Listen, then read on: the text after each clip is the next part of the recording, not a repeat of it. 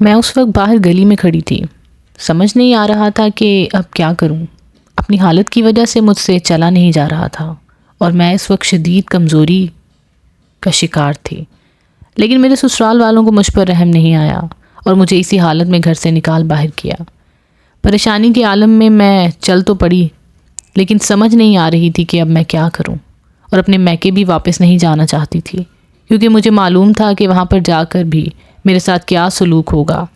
لیکن اب میری مجبوری تھی کہ اس بیماری کی حالت میں کہیں اور جا نہیں سکتی تھی، اور مجھے وہیں پر جانا تھا، اس لیے اپنے آپ کو گھسیٹتے ہوئے وہاں پر جانے لگی۔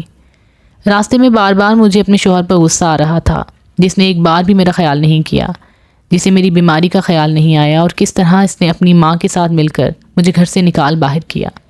میں اس وقت شدید پریشان تھی اور خود کو حوصلہ دیتے ہوئے آگے بڑھ رہی تھی۔ میری آنکھوں سے آنسو بہہ رہے تھے اور سامنے کا منظر بار بار دھندلا ہو جاتا، لیکن پھر بھی میں اپنی آنکھوں کو صاف کر کے آگے بڑھ جاتی۔ خود کو گھسیٹتے ہوئے میں اماں کے گھر آ ہی گئی۔ یہ گھر کبھی میرا بھی تھا، یہاں پر میرا بچپن اور جوانی گزرا تھا، اور پھر اس گھر سے رخصت ہو کر میں کسی اور کے گھر چلی گئی۔ لیکن اب جب یہاں پر آتی ہوں تو یہ گھر پرایا ہی لگتا ہے، کیونکہ اب اس گھر کے مکین کوئی اور ہیں۔ دروازہ کھلا ہوا تھا اور میں ویسے ہی اندر آ گئی۔ سامنے بھابھی اپنے دونوں بچوں کو لے کر بیٹھی ہوئی تھی اور انہیں کھانا کھلا رہی تھیں، جبکہ بھائی مجھے ارد گرد کہیں نظر نہیں آیا۔ وہ نہ جانے کہاں پر تھا، اور نہ اس وقت تو گھر پر ہی ہوتا ہے۔ میں جیسے ہی اندر آئی تو بھابھی کی نظریں میری طرف اٹھیں، اور ان نظروں نے مجھے حیران اور ناگواری محسوس ہوئی۔ میں اپنے آپ میں ہی کٹ کر رہ گئی۔ شاید انہیں خیال آیا کہ یہ دوبارہ کیوں آ گئی ہے، جبکہ انہیں کیا معلوم کہ میں تو اب ہمیشہ کے لیے کہیں پر آ گئی ہوں۔ بہت مشکل سے بھابھی کو سلام کر کے میں وہیں پر ایک طرف بیٹھ گئی۔ سانس بہت تیزی سے چل رہا تھا اور کمزوری کے باعث چکر آ رہے تھے۔ اپنے سوکھے ہونٹوں پر زبان پھیرتے ہوئے میں نے بھابھی سے ایک گلاس پانی مانگا تو وہ بڑبڑاتے ہوئے اٹھی اور پانی کا گلاس لا کر مجھے پکڑایا، جسے میں ایک ہی سانس میں چڑھا گئی۔ پانی پینے تک بھابھی وہیں پر کھڑی رہی اور پھر پوچھنے لگی کہ کیا بات ہے عائشہ، تم ایسے اچانک کیوں چلی آئی؟ میں نے بھابھی کی طرف دیکھا تو میری آنکھیں آنسوؤں سے لبالب بھر گئیں۔ وہ بھابھی دراصل امجد اور اس کے گھر والوں نے مجھے گھر سے نکال دیا ہے۔ میں نے روتے ہوئے بھابھی سے کہا تو ان کے چہرے پر ایک ناگواری سی پھیل گئی۔ کہنے لگی آخر کیوں گھر سے نکال دیا ہے؟ کوئی دادا گیری ہے کیا؟ جب ان کا دل کرتا ہے تو انہیں گھر سے نکال دیتے ہیں اور یہاں پر بھیج دیتے ہیں۔ اب یہاں پر ہمارے پاس کون سا فیکٹریاں چل رہی ہیں؟ تمہارا بھائی مشکل سے چند ہزار کماتا ہے اور میں کس طرح اس میں سے سارا مہینہ کھینچ تان کر گزارا کرتی ہوں، تمہیں اچھی طرح معلوم ہے۔ بھابھی تو ایک دم شروع ہو گئی اور مجھے پہلے ہی اس بات کا اندازہ تھا، اسی لیے خاموشی سے بھابھی کی باتیں سنتی رہی۔ میرا نام عائشہ ہے اور میں 22 سال کی لڑکی ہوں۔ میری شادی کو ابھی صرف 2 سال ہی ہوئے ہیں، لیکن ابھی تک میرے ہاں کوئی اولاد نہیں ہے۔ میں اپنے شوہر کے ساتھ ایک اچھی زندگی گزار رہی تھی، لیکن پھر ایک دن ایسی کھانسی شروع ہوئی کہ میری طبیعت اتنی خراب ہو گئی کہ مجھے ہسپتال داخل کروانا پڑا۔ وہاں داخل کروانے پر میرے بہت سارے ٹیسٹ ہوئے، جن کے بعد پتہ چلا کہ مجھے ٹی بی کا مرض لاحق ہو گیا ہے۔ میرے سسرال والوں پر یہ خبر بجلی بن کر گری۔ اب میری ساس کو بہت زیادہ وہم ستانے لگا تھا کہ جب گھر آ گئی تو انہوں نے میرے برتن کپڑے ہر چیز علیحدہ کر دی، یہاں تک کہ وہ مجھے کچن میں بھی جانے نہیں دیتی تھیں، جبکہ میرا شوہر پھر بھی خیال کرتا تھا۔ لیکن میری ساس نے کان بھر بھر کے اس کو بھی اپنے پیچھے لگا لیا تھا۔ اب وہ نہ تو میرے کمرے میں سوتا تھا اور نہ ہی میرے پاس آتا تھا۔ انہیں یہی ڈر تھا کہ کہیں انہیں بھی یہ مسئلہ نہ ہو جائے، حالانکہ میں ابھی ٹی بی کی شروعات میں ہی تھی۔ اسی وجہ سے شروع میں ہی اس کے بارے میں پتہ چل گیا تو علاج ممکن ہو سکا، لیکن ابھی ڈاکٹر نے تقریباً 2 مہینے کا علاج بتایا تھا اور میں باقاعدگی کے ساتھ دوائی کھا رہی تھی۔ لیکن گھر والوں کے اس رویے کی بدولت میں بہت زیادہ دل برداشتہ ہوئی تھی، تاہم میں نے اب پہلے سے زیادہ اپنے علاج پر توجہ دینا شروع کر دی تھی۔ لیکن اتنا علاج کروانے کے باوجود میری بیماری میں کوئی فرق نہیں پڑ رہا تھا۔ میری کھانسی شروع ہوتی تو بے تحاشا شروع ہو جاتی اور میں کئی گھنٹے اس کھانسی کی وجہ سے نڈھال رہتی تھی۔ اس کے بعد جب بخار چڑھتا تو کتنے دن نہ اترتا۔ اس وجہ سے ساس کا رویہ میرے ساتھ بہت زیادہ خراب ہو گیا تھا۔ انہوں نے تو باقاعدہ طور پر مجھے گھر واپس آنے کا کہہ دیا تھا، لیکن میں ڈھیٹوں کی طرح اور بے شرموں کی طرح وہیں پر پڑی ہوئی تھی، کیونکہ گھر پر پیچھے کون میرا خیال رکھتا؟ وہاں پر نہ ابا زندہ تھے اور نہ ہی اماں تھی، صرف بھائی اور بھابھی تھے اور ان کے 2 بچے تھے۔ مگر میں ان کے پاس آتی تو بھابھی کا رویہ بہت زیادہ خراب ہو جاتا۔ یہی سوچ کر میں یہیں پر پڑی رہتی تھی کہ جتنی دیر تک ہو سکے گزارا کرتی ہوں، لیکن اب تو 3-4 دن سے میری طبیعت زیادہ خراب تھی۔ اب 1 منٹ کے لیے بھی مجھ سے اٹھا نہیں جا رہا تھا اور کھانس کھانس کر خلق سے خون آنے لگا تھا۔ میری ساس نے جب میری یہ حالت دیکھی تو میرے شوہر کو اپنے ساتھ ملا لیا اور کہنے لگی کہ اس طرح تو یہ سارا گھر بیمار کر دے گی، میں اب اسے 1 لمحے کے لیے بھی اپنے گھر میں برداشت نہیں کر سکتی، تم اسے فوراً اس کے میکے چھوڑاؤ اور دوبارہ واپس لانے کی ضرورت نہیں۔ میری ساس نے میرے شوہر کو حکم جاری کر دیا اور انہوں نے بھی فوراً ہاتھ پکڑ کر مجھے باہر نکال دیا۔ میرا سارا سامان سب کچھ اندر ہی رہ گیا جبکہ میں خالی ہاتھ باہر کھڑی تھی۔ میں نے بہت دروازہ پیٹا، بہت روئی، چیخی، چلائی، لیکن ان دونوں ظالموں کو میرے اوپر بالکل رحم نہ آیا، بلکہ وہ دونوں یہی کہنے لگے کہ جاؤ یہاں سے، اب کبھی واپس نہ آنا، اور اگر زیادہ چیخی چلائی تو 3 حرف بول دوں گا۔ اپنے شوہر کے اس طرح کے رویے کے بعد میں خاموشی سے وہاں چل دی۔ میں طلاق نہیں لینا چاہتی تھی، ڈرتی تھی کہ زمانہ جینے نہیں دے گا۔ گھر جانے کا خیال بھی دل کو پریشان کر رہا تھا۔ مجھے معلوم تھا کہ گھر پر بھی میرا استقبال اچھے طریقے سے نہیں ہوگا، اور وہی ہوا۔ میں جب گھر پہنچی اور بھابھی کو پتہ چلا کہ میں مستقل طور پر یہاں پر آ گئی ہوں تو اس کا رویہ بھی مجھ سے شدید خراب ہو گیا، اور جہاں کہیں بھی مجھے دیکھتی وہ زور زور سے بڑبڑانا شروع کر دیتی۔ بچوں کو میرے قریب نہیں آنے دیتی تھی کیونکہ اس کا خیال تھا کہ اس طرح اس کے بچے بھی بیمار ہو جائیں گے۔ جبکہ بھائی نے میری چارپائی باہر صحن میں ہی ایک طرف بچھا دی۔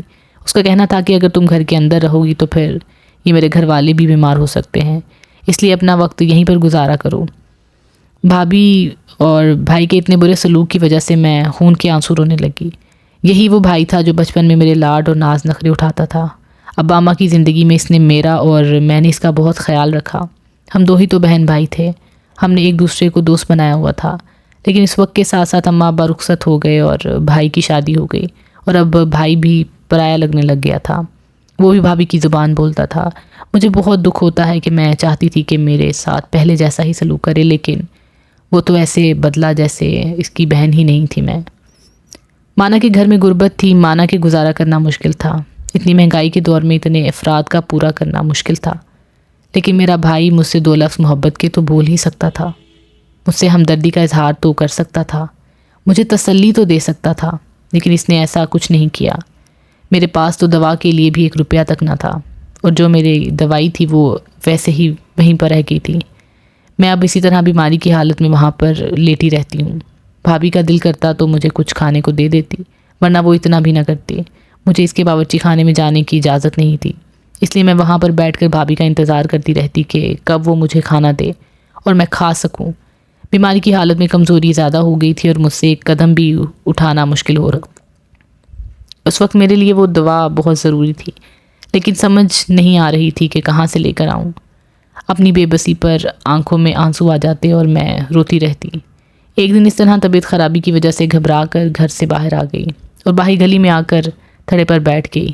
اندر دل بہت گھبرا رہا تھا اور میں بار بار الٹی آنے کی ہو رہی تھی۔ یہی وجہ تھی کہ میں باہر آ کر بیٹھ گئی، سانس کھینچ رہا تھا۔ اتنے میں میرے قریب محلے کی ایک خالہ بلقیس چلی آئیں۔ خالہ بلقیس کسی زمانے میں اماں کی بہت اچھی دوست ہوا کرتی تھی اور اماں کے ساتھ ان کے بہت زیادہ اچھے تعلقات تھے۔ انہوں نے جو یہ میری حالت دیکھی تو بہت پریشان ہوئی اور کہنے لگی، بیٹا تو نے اپنا کیا حال کر لیا ہے، اپنا آپ کیسے رول لیا ہے، رنگ دیکھ کیسے زرد پڑ گیا ہے۔ خالہ بلقیس ہاتھ مل کر افسوس کا اظہار کرنے لگی، جبکہ میں بھیگی سی ہنستی اور انہیں کہا، خالہ میں کیا کروں، میری طبیعت ٹھیک نہیں، اور جب سے یہ ٹی بی ہوئی ہے تب سے نہ تو بھائی اور نہ ہی بھابھی کسی کو میرا خیال ہے، اور نہ ہی میرے سسرال والوں نے مجھے رکھا ہے، انہوں نے مجھے گھر سے نکال باہر کیا ہے۔ میں نے روتے ہوئے خالہ سے کہا تو وہ مجھے تسلی دیتے ہوئے چلی گئی، لیکن مجھے تو پھر بھی اپنے لیے کسی دوا کا بندوبست کرنا تھا۔ میں اس طرح گھسٹ کر مر نہیں سکتی تھی، اس لیے ہمت کرتی ہوئی اٹھی اور اپنے گاؤں کی ڈسپینسری کی طرف چل دی۔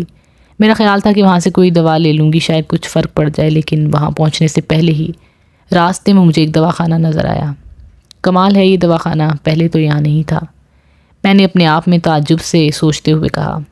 اس گاؤں میں صرف ایک ہی ڈسپینسری تھی جہاں سے سارا گاؤں دوائی لیتا تھا، کبھی کبھی وہاں پر ڈاکٹر بھی آ کر بیٹھتا تھا۔ اس دن گاؤں کی مسجد میں اعلان ہو جاتا تھا تو سب وہاں پر چلے جاتے تھے جنہوں نے ڈاکٹر کو چیک کروانا ہوتا تھا، لیکن اس دواخانے کے بارے میں تو مجھے معلوم ہی نہیں تھا۔ میں خیرت سے سوچتی ہوئے اندر آ گئی۔ دواخانے کے اندر داخل ہوتے ہی مجھے کچھ سکون کا احساس ہوا۔ ایسا لگ رہا تھا جیسے سکون کی شعاعیں نکل کر میرے جسم میں داخل ہو رہی ہیں۔ اس کے اندر آتے ہی میری طبیعت بہت سنبھل گئی تھی اور میں حیرانی سے اپنے آپ کو دیکھنے لگی اور سوچنے لگی، عائشہ جس دواخانے میں داخل ہوتے ہی تجھے اتنا سکون مل رہا ہے تو اس کی دوائی تجھ پر کتنا اثر کرے گی۔ میں فوراً آگے بڑھی اور سامنے ہی خوبصورت سا نوجوان بیٹھا ہوا تھا۔ اس نے سفید رنگ کا لباس پہنا ہوا تھا اور سر پر ٹوپی رکھی ہوئی تھی، جبکہ اس کی ہلکی ہلکی داڑھی اس کے اوپر خوب سج رہی تھی۔ دواخانے میں اس وقت میرے علاوہ اور کوئی مریض نہیں تھا۔ میرے لیے یہ بات بھی حیران کن تھی، لیکن پھر سوچا کہ شاید ابھی مریضوں کے آنے کا وقت نہیں ہوا ہوگا اور میں بے وقت چلی آئی ہوں۔ لیکن میں جیسے ہی اس نوجوان کے پاس پہنچی، اسے سلام کر کے اپنی دوائی کے بارے میں پوچھا کہ مجھے یہاں سے دوائی لینی ہے، اس کی اوقات کار کیا ہیں؟ تو وہ کہنے لگا کہ آپ ابھی اپنا مرض بتا کر دوا لے سکتی ہیں، اس کو کوئی مخصوص اوقات کار نہیں ہے، آپ جب آنا چاہیں آپ کو دوا مل جائے گی۔ اس نوجوان نے بڑی نرمی سے مجھے کہا تو میں نے فوراً اسے اپنی بیماری کے بارے میں بتایا اور کہا کہ میں کتنے عرصے سے ٹی بی سے لڑ رہی ہوں، اس وجہ سے میں نے بہت زیادہ برداشت کیا ہے، لیکن مجھے سانس نہیں آتا، میرے پھیپھڑے کمزور ہوتے جا رہے ہیں اور اب تو کھانسی کے ساتھ خون بھی آنے لگ گیا ہے، میری حالت بہت خراب ہو گئی ہے۔ میں نے اپنی حالت کے بارے میں تفصیل سے اسے آگاہ کیا۔ وہ بہت غور سے اور خاموشی سے مجھے سن رہا تھا۔ میں نے جیسے ہی بات مکمل کی تو وہ اٹھ کھڑا ہوا اور پاس پڑی ہوئی چند دواؤں میں سے کچھ دوائیاں اٹھا کر اس نے چند پوریاں بنائیں اور ایک لفافے میں ڈال کر مجھے دے دیں۔ کہنے لگا کہ آپ یہ دوا 2 وقت کھانی ہے اور اپنی خوراک کا خیال رکھیں، اگر آپ کے پاس خوراک کے لیے پیسے نہیں تو ہم آپ کو 2 وقت کی خوراک بھی دیں گے، لیکن آپ نے اچھی خوراک کھانی ہے۔ اس کی یہ بات سن کر میں حیران رہ گئی کہ دوا کے ساتھ ساتھ وہ مجھے خوراک بھی دیں گے، جبکہ میرے پاس تو دوا کے بھی پیسے نہیں ہیں۔ اور یہی بات میں نے اس سے کہہ دی کہ میری بات سن کر وہ ہنس دیا اور کہنے لگا، یہ ایک فلاحی ادارہ ہے، یہاں پر آپ کو 1 روپیہ بھی دینے کی ضرورت نہیں ہے، آپ روز صبح آ کر 2 وقت کی خوراک لے جایا کریں، آپ کو دودھ اور کھانا بھی مل جائے گا۔ اس کی بات نے مجھے حیرت زدہ کر دیا، تاہم میں اس کا شکریہ ادا کرتی ہوئی دوا کا لفافہ اٹھا کر اس دوا خانے سے باہر آ گئی۔ باہر آتے ہی مجھے اپنی طبیعت میں کچھ بگڑتی ہوئی محسوس ہوئی، لیکن پھر بھی پہلے سے بہتر تھی۔ اب مجھے اس بات کی امید تھی کہ میں جلد ہی بالکل ٹھیک ہو جاؤں گی۔ میں وہ دوا والے لفافے کو لے کر گھر آ گئی اور پانی کے ساتھ دوا نگل لی۔ مجھے دوا کھانے کے بعد بہت سکون محسوس ہوا کہ میں اپنی چارپائی پر لیٹ کر کچھ دیر گہری نیند سو گئی۔ کتنے عرصے کے بعد پہلی بار مجھے اتنی اچھی نیند آئی تھی کہ جب میں سو کر اٹھی تو پہلے سے کافی بہتر تھی۔ اپنے آپ کو تعجب سے دیکھتی ہوئی میں سوچ رہی تھی کہ ایک ہی خوراک نے مجھے اتنا اچھا اثر ڈالا کہ میری طبیعت اتنی بہتر ہو گئی تھی۔ مجھے اب یقین نہیں ہو گیا رہا تھا کہ میں اتنی بہتر ہو گئی ہوں۔ میرے لیے دوا بہت اچھی ہے اور بالکل صحت یاب کر دے گی، یہ امید تھی مجھے۔ میں اب روز صبح اس دوا خانے میں چلی جاتی اور وہاں سے جا کر اپنے لیے دودھ، پھل اور کھانا لے آتی۔ پہلے تو بھابھی نے نظر انداز کیا، لیکن پھر جب میرے پاس روز ہی پھل اور دودھ دیکھتی تو بہت حیران ہوتی اور ایک دن پوچھنے لگی کہ آخر یہ روزانہ تمہارے پاس اتنا پھل اور دودھ کہاں سے آتا ہے؟ آخر تم ایسا کیا کر رہی ہو؟ بھابھی نے تعجب سے پوچھا تو میں نے انہیں کہا کہ گاؤں میں ایک فلاحی ادارہ ہے جو مریضوں کو دوا مفت دیتے ہیں اور کھانے پینے کے لیے سامان بھی دیتے ہیں، میں یہ سب کچھ وہیں سے لے کر آتی ہوں۔ میری بات سن کر بھابھی نے حیرت کا اظہار کیا اور کہنے لگی کہ میں نے تو آج تک ایسا کوئی ادارہ نہیں دیکھا، نہ جانے تم کس کی بات کر رہی ہو، جبکہ میں نے بھابھی کو بتایا کہ ڈسپینسری کے راستے میں وہ فلاحی ادارہ بنا ہوا ہے۔ مجھے خود پہلے اس کے بارے میں معلوم نہیں تھا، لیکن اب اس دن سے جب میں ڈسپینسری سے دوا لینے جا رہی تھی تب ہی مجھے راستے میں یہ نظر آیا تھا۔ تاہم بھابھی کا چہرہ ایسا تھا جیسے انہوں نے میری بات پر یقین نہیں کیا تھا۔ میں انہیں نظر انداز کر کے اپنے علاج کی طرف توجہ دے رہی تھی، کیونکہ میں صحت مند ہو کر واپس سسرال جانا چاہتی تھی۔ یہاں پر بھابھی کے گھر پر 2-4 دن تو رکا جا سکتا تھا، لیکن مستقل طور پر میں یہاں نہیں رہ سکتی تھی۔ اس علاج سے میرے اوپر کافی فرق لگ رہا تھا، اس سے پہلے کافی بہتر ہو رہی تھی اور دوا کے ساتھ ساتھ خوراک بھی مل رہی تھی، تو میری حالت پہلے سے سنبھلتی جا رہی تھی۔ یہ بھابھی کو بتانے کے 2 دن بعد کی بات ہے جب بھابھی غصے سے میرے قریب آئی اور مجھے کہنے لگی، تم مجھ سے جھوٹ بول رہی ہو، وہاں پر ایسا کوئی فلاحی ادارہ نہیں ہے، اگر تم بتانا نہیں چاہتی تو صاف صاف منع کر دیتی، اس طرح جھوٹ بولنے کی کیا ضرورت تھی؟ بھابھی نے مجھے بے نقص سنا دی اور جبکہ میں حیرت سے اس کا چہرہ دیکھتی رہ گئی۔ بھابھی ایسا کچھ بھی نہیں ہے، میں نے آپ کو جھوٹ نہیں بتایا، وہ سچ بات ہے، وہاں پر وہ ادارہ ہے اور میں وہیں سے دوا لے کر آتی ہوں۔ لیکن بھابھی کو میری بات پر یقین نہیں آیا، ان کا یہی کہنا تھا کہ وہاں پر ایسا کوئی ادارہ نہیں اور میں نے ان سے جھوٹ بولا ہے۔ میں اس الزام پر سر پکڑ کر بیٹھ گئی، حالانکہ کہہ تو وہ بھی سچ ہی رہی تھی، لیکن نہ جانے کیوں بھابھی کو یہ جھوٹ لگ رہا تھا۔ تاہم جب بھابھی بھی نہیں مانی تو میں نے بھابھی سے اتنا ہی کہا، ٹھیک ہے، اب کل جب میں وہاں سے اپنے لیے پھل اور دوا لینے جاؤں گی تو آپ بھی میرے ساتھ چلیے گا، پھر آپ کو خود ہی معلوم ہو جائے گا کہ میں سچ کہہ رہی ہوں۔ میں نے بھابھی سے کہا تو ان کے چہرے پر سوچ کی لکیریں پھیل گئیں اور کہنے لگی ٹھیک ہے، پھر میں کل تمہارے ساتھ ہی چلوں گی اور دیکھ لوں گی کہ آخر ایسا کون سا دواخانہ ہے جو تمہیں اتنا نواز رہا ہے۔ بھابھی کے لہجے میں طنز کی کاٹ تھی، تاہم میں تو اپنی جگہ پر سچی تھی، اس لیے میں نے بھابھی کو جواب نہیں دیا اور خاموش ہو رہی۔ اگلے دن صبح جب میں دوا لینے کے لیے جانے لگی تو بھابھی بھی چادر اوڑھ کر میرے ساتھ ہی نکل گئیں۔